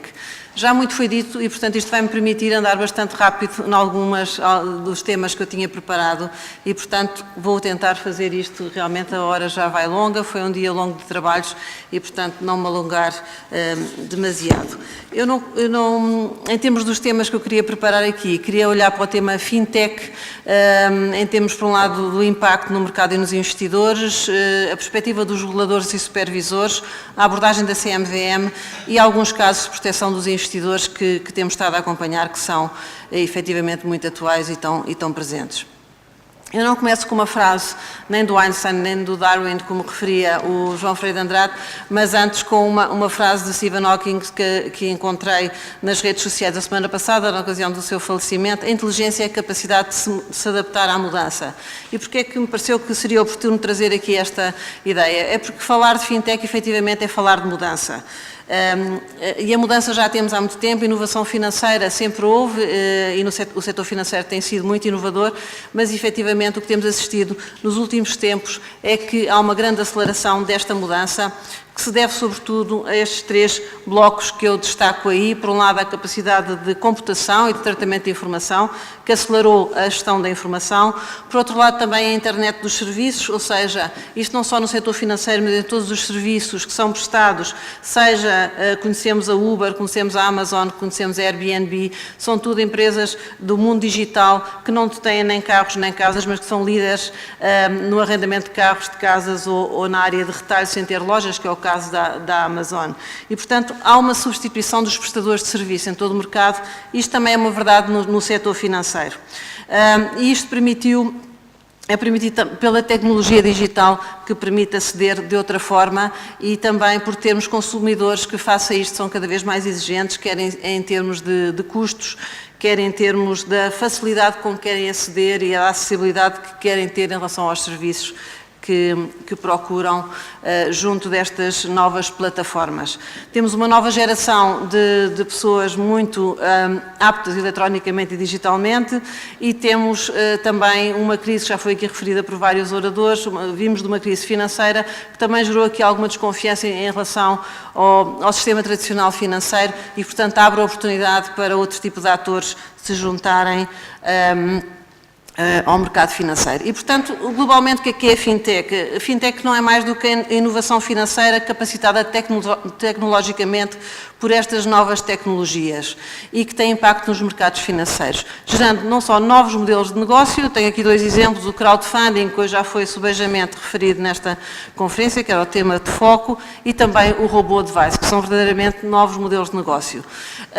E também, por outro lado, a fintech também são as tecnologias emergentes que também proporcionam alguns modelos de negócio, sejam elas a inteligência artificial ou machine learning, como muitas vezes se fala, a capacidade das máquinas racionarem como as pessoas e autocorrigirem-se, o tratamento de big data, a tal gestão de informação que permite também depois fazer previsões e gerar ideias e soluções, o blockchain com as suas várias aplicações, seja as moedas virtuais que já foram aqui referidas, seja também a aplicação do blockchain na distribuição de fundos. Há um protótipo que foi feito por agentes nacionais, pela APFIP, a Deloitte e o Instituto Superior Técnico, que permite fazer a distribuição de fundos utilizando esta tecnologia, ou ainda a sua aplicação possível também na liquidação de títulos, com vantagens em termos da rapidez do processamento das transações. Outra tecnologia que é muitas vezes referida, o João acabou de referir também, é o RegTech, ou seja, a aplicação ao mundo regulatório das novas tecnologias. Portanto, falando de fintech e o impacto a nível do mercado e dos investidores. Passámos no final dos anos 90, em que havia dois tipos de agentes, se assim os quisermos chamar, ou de instituições no mercado, o regulador por um lado e os intermediários financeiros por outro. Passámos com a introdução destas novas possibilidades de gerir melhor a informação, das novas tecnologias, da capacidade digital e de novas plataformas, a ter novos agentes que eu classifiquei de fintech, que inclui startups, inclui também, obviamente, as plataformas eletrónicas, sejam elas as plataformas de crowdfunding, plataformas de negociação, plataformas de vária natureza e que têm surgido numa espiral de inovação. Atrás de uma inovação vem outra, isto tem sido realmente de forma muito acelerada, como já referi, nos últimos anos. O Stephen Major, o presidente da ESMA, recentemente, no final de fevereiro, falava mesmo que, ao acompanhar este processo de inovação, tem havido a chamada dialética regulatória. Eu queria-vos referir agora este aspecto, porque, efetivamente, como sabem, já foi referido aqui pelos oradores anteriores, que algumas destas novas soluções surgem um pouco à margem da regulação que existe. É o caso da discussão que se está a ter em relação à aplicação da regulamentação ou não aos security tokens. Portanto, perceber, pode tentar explorar áreas que se entendam como não reguladas, provavelmente depois surge regulação sobre essas tecnologias, as próprias inovações também evoluem e, portanto, vai havendo aqui uma dialética entre a regulação e a própria inovação em si. Em termos da perspectiva dos investidores, há obviamente benefícios claros para os investidores, que já foram aqui alguns referidos. O investidor é mais exigente, quer acessibilidade, quer conveniência, quer fácil acesso, quer menos custos, quer também segurança. Algumas das tecnologias apresentam-se como sendo mais seguras, como é o caso das soluções de blockchain, por ter um sistema distribuído e não centralizado em termos da informação. Portanto, esta desintermediação a que assistimos tem permitido mais oportunidades no mercado e mais soluções em benefício, portanto, dos investidores. Por outro lado, isto também tem o reverso da medalha, acarreta riscos que têm sido subejamente referidos também já ao longo do dia de hoje, os temas da cibersegurança, o recurso a plataformas. Pode acontecer haver erros nos algoritmos, pode haver falhas no sistema, fala-se também de roubo de dados, de situações de fraude, que é preciso acautelar na utilização destas novas tecnologias. Algumas delas também, como é o caso do crowdfunding, substanciam-se em projetos em fase embrionária, portanto são projetos que estão numa fase de risco superior, porque ainda não se conhece o que é que não têm passado e, portanto, não se consegue prever como é que poderá resultar o projeto. Portanto, representa mais risco, seja de crédito, também já se referiu aqui, riscos de liquidez, ou mesmo de eventuais conflitos de interesse. Em termos globais está aí referido menor proteção do investidor. Aqui estou-me a referir aos temas usuais que, quando pensamos na DMIF, nos referimos, ou seja, a proteção do investidor em termos de deveres de adequação, o dever de conhecer o cliente, os deveres de informação, que tradicionalmente, e de acordo com a Diretiva de Mercados e instrumentos financeiros, entendemos que são necessários e interessantes e importantes para proteger devidamente o investidor e para ele tomar devida consciência das decisões de investimento que toma. Por outro lado, também o aspecto que eu já referi, por vezes, não haver um enquadramento regulatório claro para estas novas tecnologias, estas novas soluções, estes novos serviços, isto introduz alguma incerteza e arbitragem regulatória que também pode proporcionar menos proteção ao investidor. E há também os temas de proteção de dados e de transparência, mas penso que ficaria por aqui em termos dos riscos. Portanto, face a estes riscos e estes benefícios, qual é que é a posição dos reguladores e dos supervisores? Era o que eu me queria agora dedicar um pouco. Há, por um lado, desafios, por outro lado, oportunidades e também respostas que têm sido dadas, como já foram referidas aqui algumas. Nomeadamente, a nível dos desafios da fintech, o desafio que se põe ao regulador e ao supervisor face a estas tecnologias de relativa complexidade é, em primeiro lugar, como todos os presentes imaginam, logo no início, a nossa capacidade que temos em acompanhar estas novas realidades. Ter efetivamente junto de nós as capacidades e as habilidades, os peritos em tecnologias que permitam conhecer e perceber como é que funcionam o blockchain, como é que funcionam estas novas plataformas, estes algoritmos que por vezes estão por trás. Portanto, é um desafio para o regulador conseguir ter skills e equipas capazes para acompanhar e conhecer e perceber efetivamente quais é que são os riscos e quais é que são os benefícios que podem trazer estas novas realidades em termos de serviços financeiros. Por outro lado, percebendo estas vantagens que podem vir destas novas soluções, perceber até que ponto a regulação tem barreiras a este desenvolvimento, porque, como vimos, há vantagens também para os investidores, há vantagens para o mercado em termos de desenvolvimento e é preciso perceber da parte do regulador, fazer este esforço de perceber se há barreiras em termos regulatórios ao desenvolvimento ou se, pelo outro lado, se também a regulação é suficiente para proteger os investidores face a estas novas realidades. Portanto, basicamente, o exercício que o regulador tem que fazer aqui, o grande desafio, conforme tem aí no final do slide, é conseguir equilibrar, não inibir o desenvolvimento do mercado, que é fundamental, mas, por outro lado, que ele seja desenvolvido de uma forma que não ponha em risco o investidor. Portanto, haja uma adequada proteção do investidor nesse sentido. Em termos das oportunidades, é o que já referi, obviamente, estas novas inovações financeiras de base tecnológica representam o desenvolvimento do mercado, que é positivo e o regulador também tem como missão apoiar esse desenvolvimento, mas, além desta situação mais genérica, também o próprio regulador pode utilizar as novas tecnologias para conseguir fazer uma melhor supervisão, utilizando a RegTech, as soluções que há a nível de RegTech, e que também permitem aos próprios intermediários financeiros e aos agentes de mercado e às empresas fintech automatizar o compliance em relação à regulamentação que seja aplicável. Portanto, pode permitir, de uma forma, ajudar a ter uma supervisão mais eficaz a este tipo de realidades que são efetivamente complexas e difíceis de acompanhar. Bom, face a estas oportunidades e desafios, quais é que têm sido efetivamente as respostas? Hoje de manhã começámos logo por ouvir a Comissão Europeia, que fez referência ao plano de ação sobre fintech. Na verdade, nos últimos meses tem havido, da parte das várias autoridades a nível europeu e mesmo internacional, a divulgação de planos a nível de fintech. No caso da Comissão Europeia, isto foi divulgado muito recentemente, no dia 8 passado, houve 4 eixos aqui principais que eu vou muito rapidamente só referir. O primeiro de todos está aí referido como maior convergência na autorização.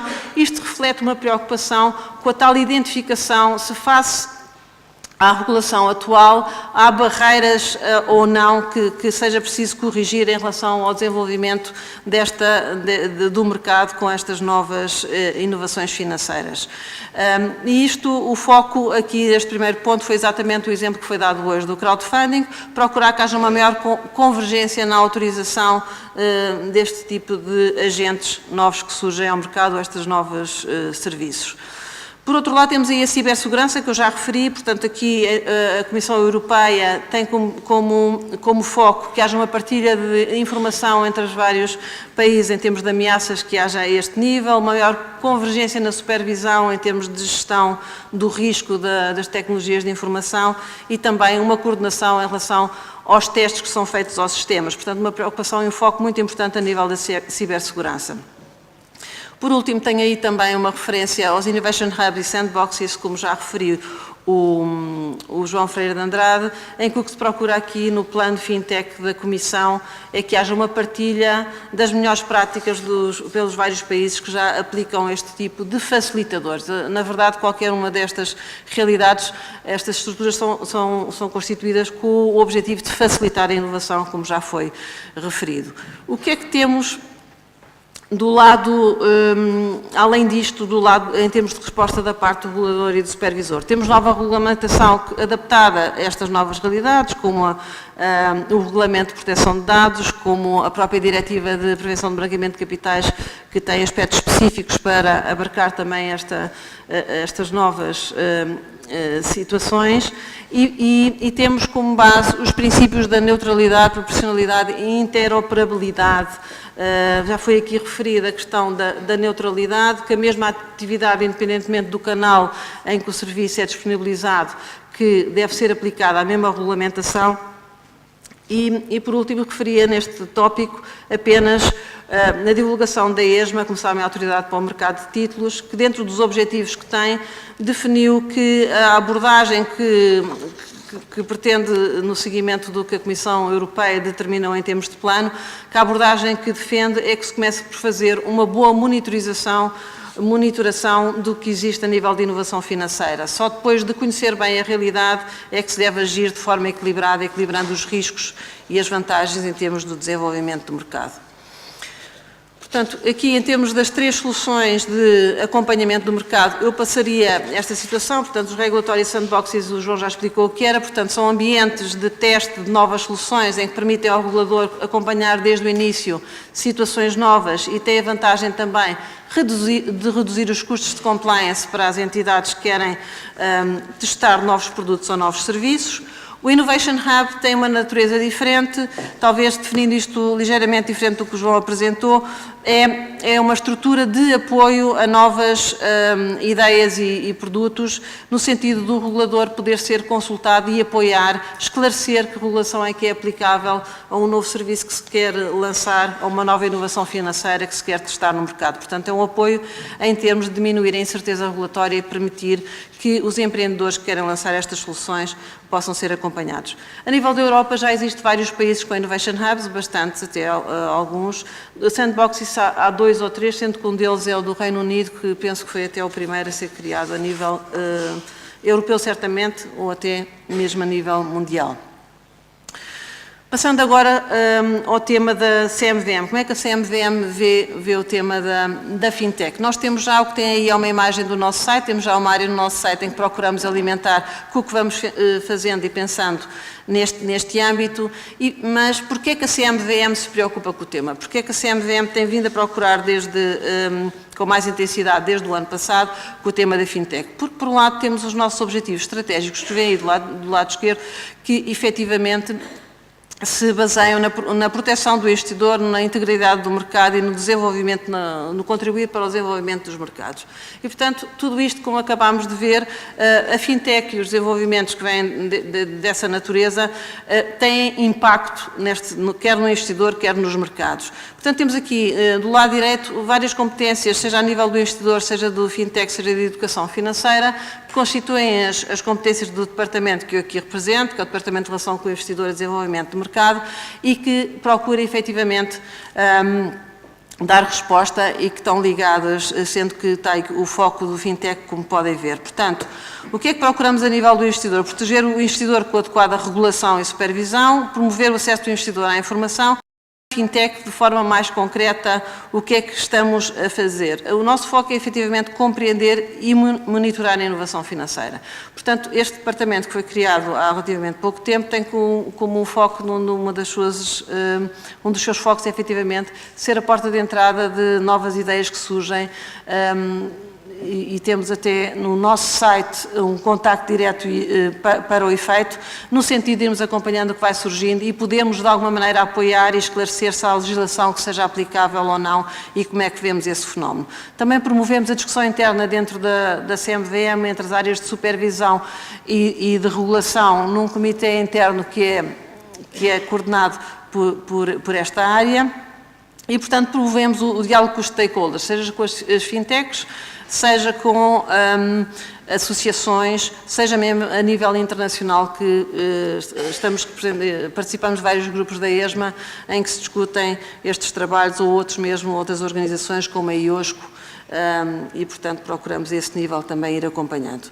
Tenho aí o último tópico também deste departamento, tem a ver com a educação financeira, que refiro aqui porque até faz muito sentido nesta ocasião, uma vez que procuramos promover a educação financeira e para o feito temos celebrado também alguns protocolos com universidades, como fizemos hoje com a Faculdade de Direito de Lisboa e com a Universidade Nova, School of Business and Economics, e, portanto, no sentido também de conseguirmos obter, aproximando-nos da academia para obter maior conhecimento técnico, porque não temos a pretensão aqui na CMVM de ter já os skills e as capacidades que eu referi há pouco, que gostaríamos de ter para melhor acompanhar esta realidade, e procuramos também com estes protocolos caminhar nesse sentido.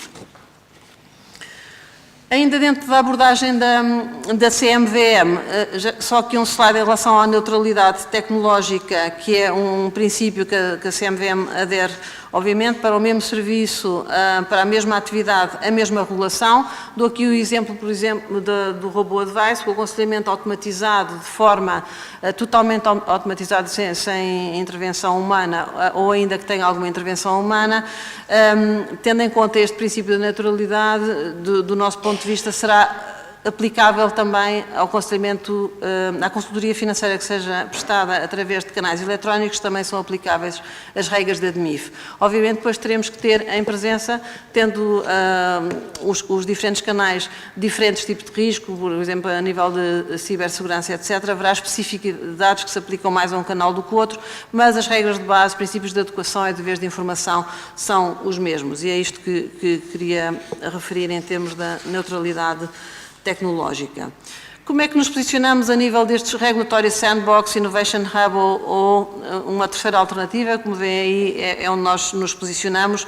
O que é efetivamente este observador ativo? Nós, como referi, no ano passado foi criado este departamento que tem dedicado especial atenção a acompanhar estes fenómenos e, portanto, chamamos-lhe observador ativo, se quiserem, é um primeiro passo para o Innovation Hub. O que é que procuramos? Como disse, ter uma porta aberta para poder falar com empreendedores, para estar abertos ao mercado, ir acompanhando o que há, o que está a acontecer e como é que pode a CMVM apoiar em termos de se conhecer a regulação que seja aplicável ou não. Portanto, o objetivo é conhecer melhor a realidade e poder depois, em termos de supervisão e regulação, poder ir acompanhando se for necessário. Esta observação também é feita a nível internacional, como eu referi, através das representações internacionais em que estamos. Falando só para terminar em 2 casos específicos de proteção do investidor, a regulação do crowdfunding já foi subejamente aqui referida também. Dentro desta regulação, o que é que temos de específico a nível da proteção do investidor? A regulação nacional, como sabem, tem limites ao investimento por investidor, tem também, a nível de deveres de informação, uma ficha que está pré-definida no regulamento da CMVM, que prevê qual é que é a informação que nos parece ser importante existir para que os investidores possam tomar decisões conscientes em termos dos riscos dos investimentos que podem fazer. E também há aqui um aspecto que eu gostaria de realçar, que tem a ver com as ações publicitárias. Obviamente estamos a falar de projetos em fase embrionária, que há sempre bastante incerteza quanto ao sucesso dos mesmos, há taxas nos projetos de crowdfunding, ainda há pouco o almoço falava, como uma das plataformas estava aqui representável, efetivamente há sempre uma taxa de falha nos projetos que são apresentados a nível de crowdfunding. Portanto, pensamos, e está previsto no regulamento, que tudo o que é apresentado em termos de publicidade deve ter esta mensagem de que há risco de perda total para termos efetivamente decisões conscientes da parte dos investidores que aplicam nestes montantes. Foi dito aqui claramente também por intervenientes passados, não há rentabilidade sem risco e efetivamente também não queremos ter aqui uma posição de intervir no sentido de se deve ou se não se deve. Obviamente, como já referi, estas novas soluções são positivas para o desenvolvimento do mercado, são uma possibilidade de financiamento para as pequenas e médias empresas, como já foi dito subejamente, mas acarretam os seus riscos. Portanto, a preocupação aqui é apenas que haja uma consciência da parte dos investidores face aos riscos do investimento neste tipo de soluções. Só uma última nota em relação aos ICOs. A Mariana referiu aqui, e bem, que já houve várias intervenções em relação e alertas da parte dos reguladores em relação a esta realidade. Eu tenho aqui o alerta que a CMVM, a Mariana não referiu o da CMVM, o nosso saiu até antes do da ESMA, porque efetivamente o que aconteceu foi que, este slide, como já se falou, o que é... No dia 3 de novembro de 2017, a CMVM decidiu emitir um alerta aos investidores em relação aos riscos dos ICOs, e o que tem aí elencado são os vários riscos que já foram muito bem expostos pela Mariana, eu me vou escusar de o fazer. Foi nas vésperas do Web Summit, tivemos conhecimento que ia ser lançado um ICO na semana do Web Summit e falámos efetivamente com os promotores desse ICO, diretamente em reunião na CMVM, e efetivamente emitimos um alerta aos investidores no sentido de prevenir para os riscos. E efetivamente o ICO avançou e bem, e teve boa captação de fundos, mas só para dizer que efetivamente vamos acompanhando os fenómenos e procurando reagir, seja com soft law, que é o caso aqui destas recomendações ou dos alertas que se possam vir a emitir, seja, se for necessário, na reflexão de eventuais necessidades de regulamentação.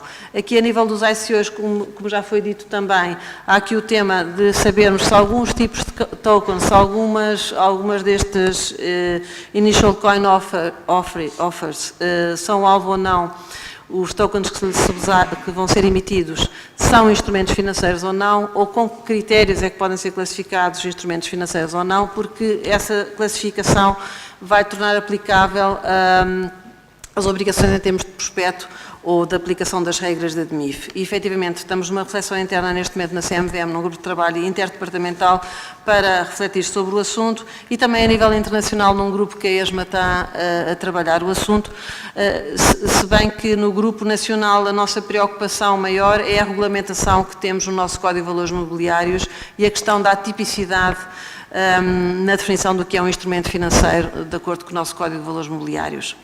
A própria ESMA, tendo em conta a DMIF, a Diretiva de Mercados e Instrumentos Financeiros, está a analisar o assunto também no sentido de perceber se será ou não necessário haver alguma intervenção a nível de definição, na definição da mesma DMIF ou não.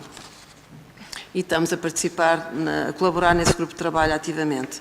Pronto, como último slide e para conclusão, em termos de como é que a CMVM, resumiria neste slide como é que a CMVM vê o tema da FinTech, portanto, procuramos ter uma relação de proximidade com os vários agentes de mercado, com os vários stakeholders, adotamos o princípio da neutralidade tecnológica, mas também da proporcionalidade, no sentido de que a aplicação das regras deve ser proporcional também ao tipo de negócio que cada entidade desenvolve e procuramos que intervenções que venhamos a fazer sejam ponderadas e sejam articuladas também com as outras autoridades nacionais, seja o Banco de Portugal, seja a própria ASF, quando for apropriado, e também a nível internacional ir acompanhando o que é que a ESMA e outros organismos internacionais vão emitindo sobre isso, porque efetivamente esta realidade é global e o que se passa hoje em dia em Portugal e na Europa também se passará noutros locais e, portanto, temos todos a ganhar com trocar experiências e informação sobre estes fenómenos. Muito obrigada. Desculpem se me alonguei.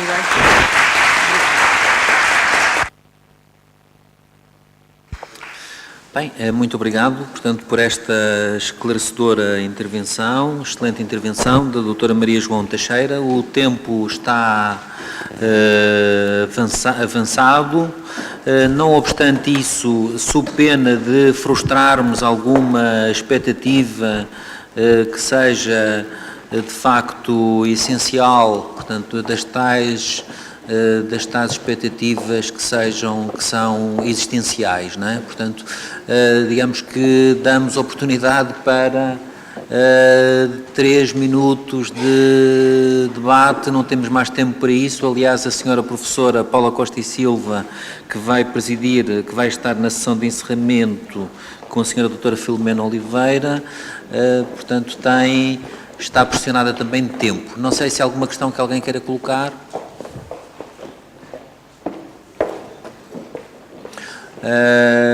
Não há, e então eu quero agradecer penhoradamente aos oradores desta sessão, cumprimentá-los, portanto, e não saiam dos vossos lugares, enfim, como se costuma dizer, portanto, porque vai ter lugar a sessão de encerramento agora. Muito obrigado. Íamos então dar início à sessão de encerramento, ao encerramento deste primeiro encontro sobre crowdfunding, e eu tenho a honra de passar a palavra à senhora doutora Filomena Oliveira, vice-presidente da CMVM. Doutora. Muito obrigada, boa tarde aos resistentes, e como resistentes que são, eu não vos vou fazer resistir muito mais. Acho que, antes de mais, acho que iniciativas como esta são iniciativas muito louváveis e desde já os meus agradecimentos e o meu voto de esperança que aqui ao professor Diogo e aos restantes membros, quer da Faculdade de Direito, quer do Centro de Direito que aqui nos acolhe, e também não posso deixar de agradecer de forma muito viva a toda a equipa da CMVM, que desde a primeira hora aderiu a este projeto e que participou de forma muito eficiente em termos globais dentro da instituição e numa perspectiva de grande diálogo com a Faculdade de Direito, com o Centro de Investigação, sendo que esta é, de facto, a postura e a abordagem que a CMVM tem no que se refere a todos estes temas que hoje tanto nos apaixonam, de inovação financeira, crowdfunding e tantos outros de que poderíamos aqui falar. Eu não me vou debruçar sobre crowdfunding, não me vou debruçar sobre finanças comportamentais, sobre o robô-advice, muito gostaria de o fazer porque são temas que também eles fazem parte das minhas paixões e, eu poderei dizer, das paixões que a CMVM hoje tem. Vou antes centrar-me, muito brevemente, prometo, em algo que hoje várias vezes aqui foi dito, que é o regulador, que eu hoje aqui represento. O regulador está perante um desafio complexo, o regulador está perante dificuldades.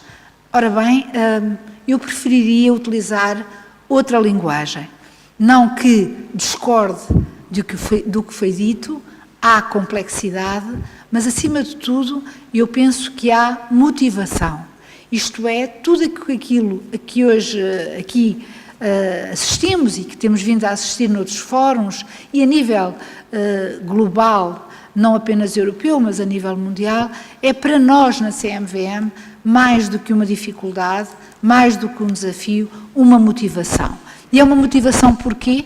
Porque só cumprindo de forma apaixonada ou seguindo de forma apaixonada estes temas, nós podemos cumprir efetivamente aquilo que é a nossa missão.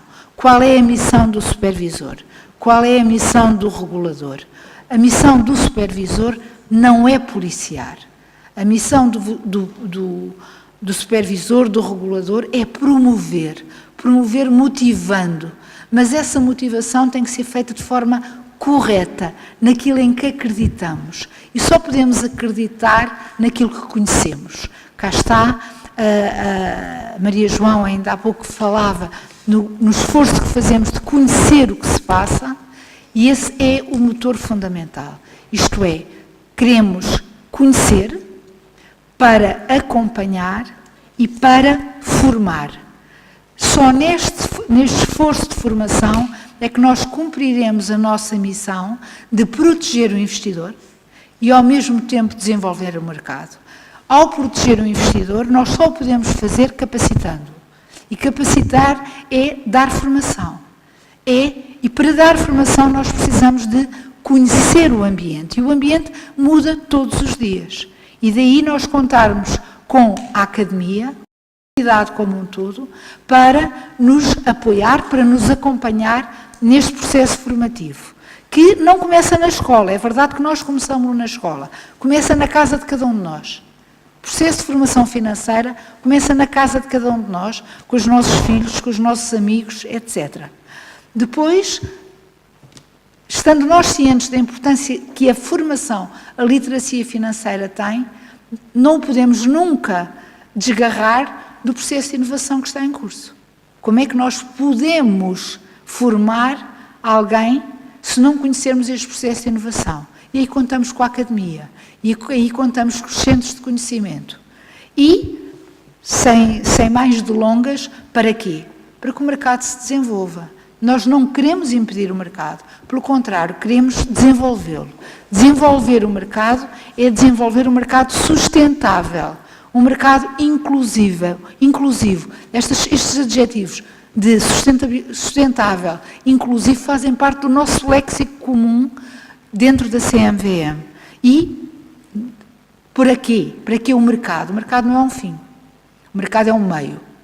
Muitas vezes, e principalmente durante os períodos da crise, nós confundimos os nossos propósitos, a nossa missão, com os propósitos do mercado. O mercado existe para servir a economia, e a economia somos todos nós, são os cidadãos portugueses, são os contribuintes portugueses. E aí completa-se, ou inicia-se, se assim quiserem, um novo ciclo da nossa missão.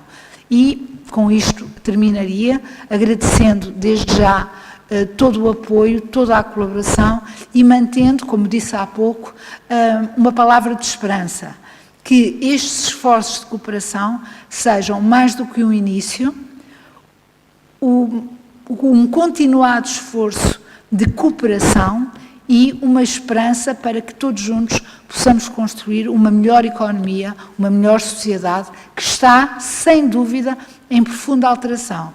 E não assistir e acompanhar esta alteração é fazer como a avestruz. E a CMVM não é e nunca vai ser uma avestruz. Muito obrigada.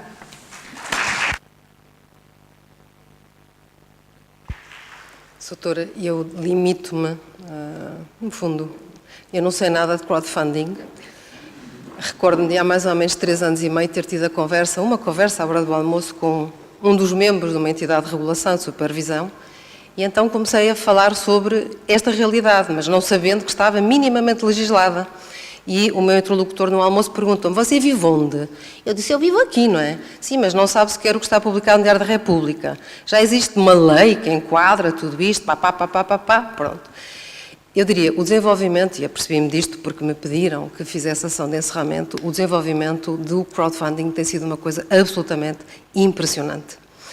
E daquilo que eu percebi, é um motor fundamental da economia, como a doutora acabou de dizer, porque permite a poupança a nível global, a aplicação da poupança a nível global, de uma forma absolutamente democrática, e já não há nichos de acesso a mercado de dinheiro, não. Já todos acedem a mercado de dinheiro, porque todos os projetos aparentemente viáveis são suscetíveis de captar essa poupança que não conseguiriam captar através do sistema financeiro formal. Portanto, eu diria, esta realidade é de facto uma realidade importantíssima e, como todas as realidades importantes, em que há tensão entre aquele que aplica o seu dinheiro, no fundo, sem ser para um projeto estritamente caritativo, mas que quer um retorno desse seu investimento, que quer garantias, e, portanto, alguém que não está puramente desinteressado quando aplica, ainda que seja uma pequeníssima quantia, portanto, a tensão do investimento e a tensão, por outro lado, a necessidade de o salvaguardarmos, por outro lado, a necessidade de não abafarmos com a regulamentação excessiva, com crivos excessivos, o acesso das pessoas a esta forma de financiamento, é alguma coisa que o jurista não pode deixar de acompanhar. E, portanto, tensão que tem que ser regulada, creio eu, por aquilo que fui vendo agora, nestes últimos dias, é uma tensão que vai ter que ser regulada por princípios fundamentais, que nós já conhecemos de outros mercados, mas que aqui tem que ser, porque a aplicação é realmente ao nível global. Não é? Tudo é feito em plataformas. A tensão aqui é uma tensão que, creio, vai ter que ser resolvida por grandes princípios e por grandes cláusulas do sistema. E talvez, com o tempo, consigamos caminhar para regulamentações cada vez mais afinadas. Agora, diria, não podemos deixar de olhar para esta realidade, é uma realidade relevantíssima, e as palavras que a doutora aqui deixou, promoção e desafio, como funções do próprio regulador, são de facto centrais e essenciais para que as coisas deem certo. Neste contexto, estando aqui, não propriamente em representação, mas sentada na qualidade de professora desta faculdade, diria que, com certeza, que o supervisor, o regulador, conta com a cooperação da Faculdade de Direito, na Faculdade de Direito do seu Centro de Investigação de Direito Privado, que muito se congratula com a celebração do protocolo hoje. Permitirá uma troca de experiências, aqueles onde chegam os problemas e aqueles que eventualmente conseguem passar sobre esses problemas de uma forma talvez mais distanciada. Agradeço a presença de todos aqui, muito em particular, porque estou neste painel, a presença da doutora Filomena Oliveira e a presença de todos aqueles que aqui vieram escutar o primeiro, que será apenas o primeiro de uma série infindável, creio eu, nas mãos do seu professor Diogo Pereira Duarte, de congressos sobre crowdfunding nesta universidade. Muito obrigada, um bom resto de tarde. Eu só gostava de dizer só mais uma coisa. para os ainda alunos, mestres que aqui estão. Para aqueles que não têm conhecimento disso, a CMVM lançou este ano um primeiro concurso de inovação financeira, exatamente para premiar trabalhos no âmbito, que podem ser teses de mestrado, por exemplo, no âmbito da inovação financeira. Não é que o prémio seja grande, mas pode-se traduzir-se num prémio pecuniário limitado, na possibilidade de fazer um estágio na CMVM e também na publicação desse trabalho. Sejam criativos e toda a informação está no nosso site. Obrigada. Já agora, se a doutora me permite só dizer mais uma coisa, mais uma informação. Um dos trabalhos em concurso ao prémio da CMVM para trabalhos jurídicos deste ano já recai sobre esta realidade. E, portanto, a Academia está atenta e tem olhado para aquilo que aqui se passa e um dos trabalhos em concurso já recai sobre esta matéria. Doutora, aqui já tem a Academia a correr ao seu repto de ir para a CMVM e vai continuar.